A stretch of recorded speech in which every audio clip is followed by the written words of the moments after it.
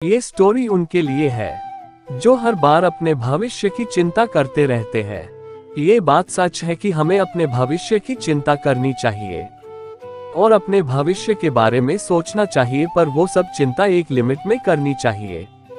कई बार ऐसा होता है कि लोग अपने भविष्य के बारे में इतना ज्यादा सोचते हैं कि वो लोग अपना आज ही जीना भूल जाते हैं। गांव में एक सेठ रहते थे। वो अपने गांव के सबसे धनवान व्यक्ति हुआ करते थे। वो हर रोज पूरा दिन खूब मेहनत करते थे और अच्छा कमाते थे। एक दिन उन्होंने अपने मुनीम को बुलाकर अपनी आज तक की कमाई का हिसाब मांगा। मुनीम ने कहा कि मैं आपको आपकी अब तक की कमाई का हिसाब करके जल्द ही दे दूंगा। दूसरे ही दिन वो मुनीम सेठ के पास सेठ की आज तक की कमाई का हिसाब लेकर गया। मुनीम ने सेठ को बताया कि जिस तरह से आज खर्च हो रहे हो, उस हिसाब से तो आपने इतना कमा लिया है कि अगर आप आज से कमाना छोड़ दे फिर भी आपकी 5 पीढ़ियां आराम से अपना जीवन जी सकती है। ऐसा सुनकर सेठ बहुत ज्यादा खुश हो गए और उनकी खुशी का ठिकाना नहीं रहा। अगर हमें भी ऐसा पता चलता है तो हम भी खुश हो ही जाते हैं, तो फिर ये सेठ क्यों ना हो। अब सेठ अपनी सफलता से बहुत खुश थे, लेकिन अब उन्हें अपनी 6 पीढ़ी की भी साथ ही साथ चिंता हो रही थी। सेठ सोच रहे थे कि मेरी 6 पीढ़ी कैसी होंगी, और अगर मेरी कमाई 5 पीढ़ी तक ही खत्म हो जाएगी तो फिर मेरी आने वाली 6 पीढ़ी का क्या होगा। सेठ सोचते ही सोचते अपने भविष्य के बारे में इतना सोच लेते हैं कि उनका स्वास्थ्य बिगड़ जाता है।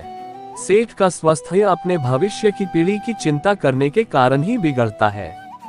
वो अपनी भविष्य की पीढ़ी की इतनी चिंता करते हैं कि वो अपना आज ही नहीं जीना भूल जाते हैं। सेठ का एक दोस्त उन्हें मिलने के लिए आता है और सेठ की ये हालत देखकर उन्हें कहता है कि मैं आपको एक उपाय बताता हूँ, आप अगर वैसा करेंगे तो आप जल्द ही ठीक हो जाएंगे।